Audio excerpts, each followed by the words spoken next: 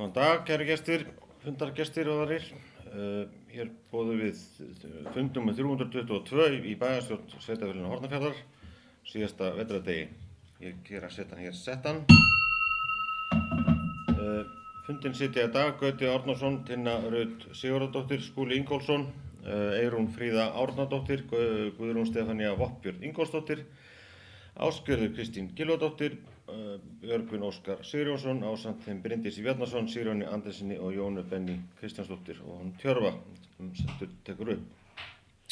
Það eru tveir liðir á dagskrá, annars vegar fyrri umræða ársreiknings fyrir árið 2023, svo umræða urðunarstaðinn hjá okkur hérna í Lóni grænt bókhald fyrir 2023.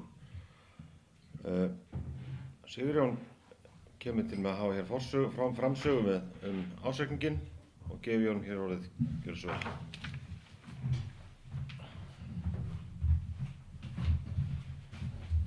Takk fyrir Gauti, forseti, ágætu bæjarfulltrúar. Í gær lögðum við fram í bæjarráði ársreikning Sveitarfélagsins Hornafjarðar fyrir árið 2023 og er hann til fyrri umræðu hér í bæjarstjórn í dag. Á síðasta ári námu rekstrartekjur Sveitarfélagsins 4.170 milljónum króna fyrir A og B hluta, en þar af námu rekstrartekjur fyrir A hluta 3.704 milljónum. Álagningar hlutfall útsvars var 14,74% sem lögbundið hámark. Álagningar hlutfall fasteignaskatts í A-flokki var 0,41% en lögbundið hámark þess er 0,625 með álagi. Í B-flokki var álagningar hlutfalli 1,32% sem lögbundið hlutfall og í C-flokki var álagningar hlutfalli 1,65 en lögbundið hámark með álagi þar er 1,65.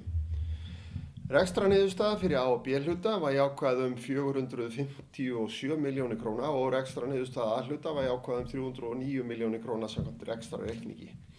Eigið fé sveitarfélagsins í árslok nam 6,2 milljörðum en samkvæmt efnahagsreikningi fyrir A og B hluta en eigið fé í A hluta nam 5,3, tæplega 5,4 milljörðum króna.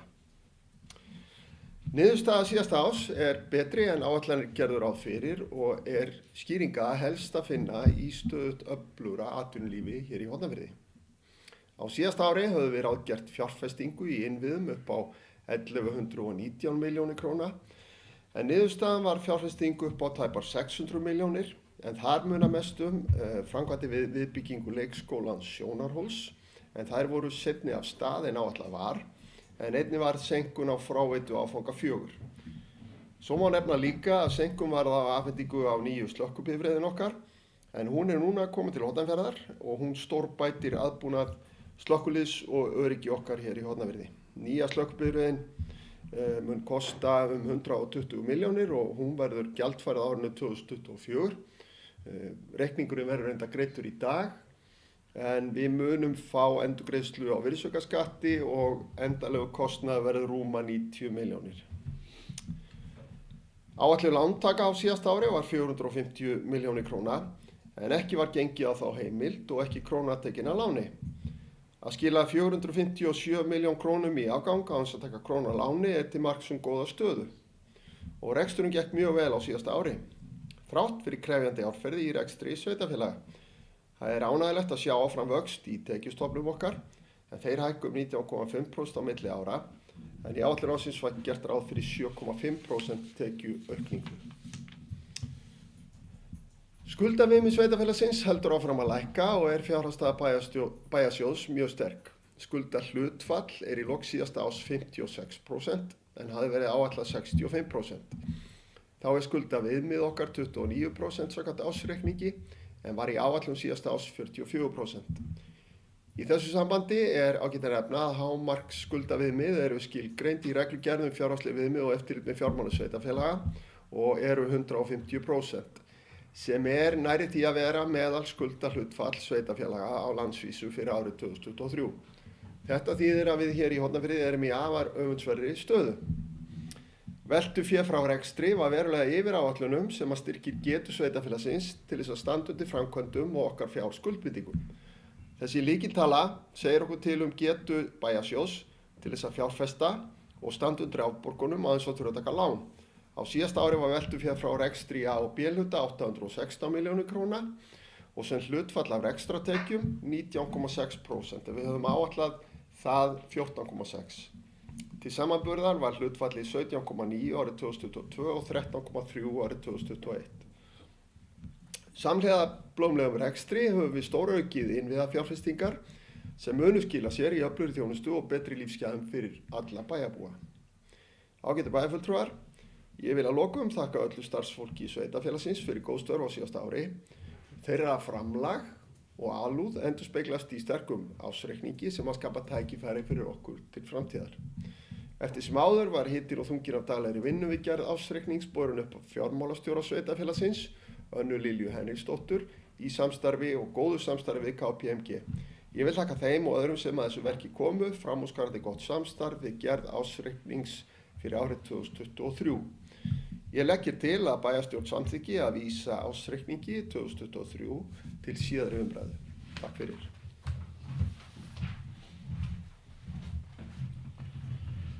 Takk fyrir Sigurjón. Ég gef hér orðið laust ársreikning fyrir árið 2023. Gjörðu svo vel þeir sem Óskar, gjörðu svo vel.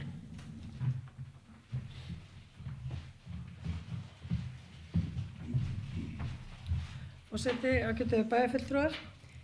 Mig langar til þess að taka undir þakkir bæjarstjóra til starfsmanna sveitarfélagsins almennt því að það mjög gott að sjá og hefur verið í gegnum tíðina og mig langar bara að vekja athygli á því að rekstur málaflokkana bara stenst bara mjög vel.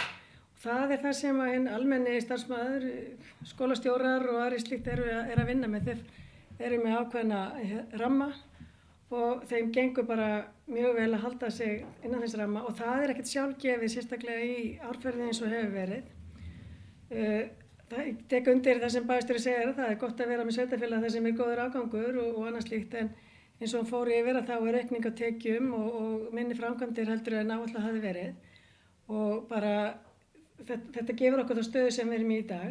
En mér langar til þess að bara vekja athygli á því hversu vel í rauninni en almenni starfsmaður er innan þess ramma sem að honum er markað.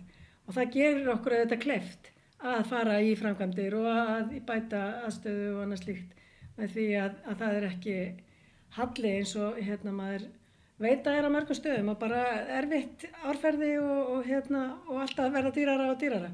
Þannig að ég vil bara þakka þeim sérstaklega og tek undir annað sem kom fram í máli bæjarstjóra.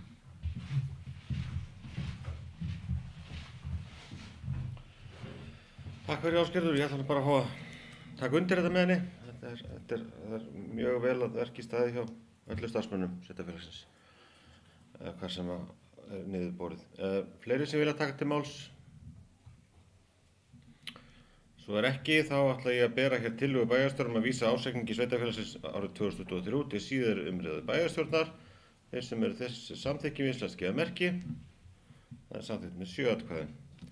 Þá förum við í lið númer 2 hér í dag, það er urðunarstaður grænt bókhald fyrir árið 2023. Þar er ágætis starfsmenn sveitarfélagsins einnig að verki, en starfsmenn sveitarfélagsins og KPMG hafa tekið saman grænt bókhald fyrir urðunarstaðinn á Mel í landi syðri fjarðar í Lóni. Samtals voru urðuð 1874 tonn af úrgangi á urðunarstaðnum árið 2023, sem er talsverð minnkun síðan síðastliðin árum. Og þar voru 1422 tonn eða 76% óendurvinnanlegur úrgangur og 24% fór í jarðgerð, sem er líka mikil aukning milli ára. Urðaður úrgangur dróst saman 133 tonn frá árinu 2022 og 167 tonn frá árinu 2021. Af heildarúrgangi á urðunarstaðnum voru 351 tonn eða 19% sem koma frá heimilum og þá 81% sem koma frá fyrirtækjum. Ég gef þér orðið laust þessa skýrslu græna bókhaldið sem hefur verið lögð hér fram. Orðið laust, gjörðu svo vel. Tinna, gjörðu svo vel.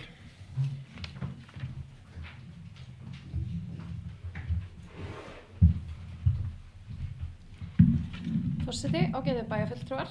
Það er gott að sjá tölulegar staðreyndir magn urðasorps undanfarin ára.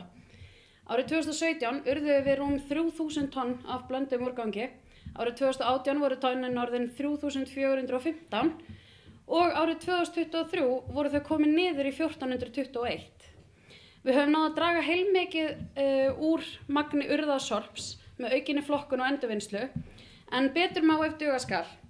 19% af öllu urðuðu sorpi frá heimilum sveitarfélagsins og þar með talið bæjar- og stofnanarekstur, sem að þýðir að 81% frá fyrirtækjum í sveitarfélaginu. Vil ég því hvetja öll fyrirtæki í sveitarfélaginu til þess að flokka af bestu getu til að lágmarka enn frekar það magn af sorpi sem við erum að urða. Það okkur öllum til heilla að flokka betur, urða minna og við græðum öll á því. Takk fyrir. Takk fyrir þína, það var gott mál. Fleiri sem vilja taka til máls?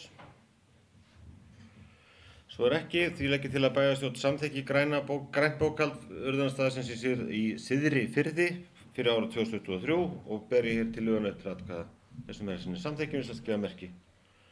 Hún samþykkt með 7 atkvæðum. Það ekki fleira á dagskránni hjá okkur í dag. Takk fyrir að mæta hér síðasta vetrardag og hlýjum okkur hér á sólinni sem skín inn klukkan. En nú slíti fundi, takk fyrir.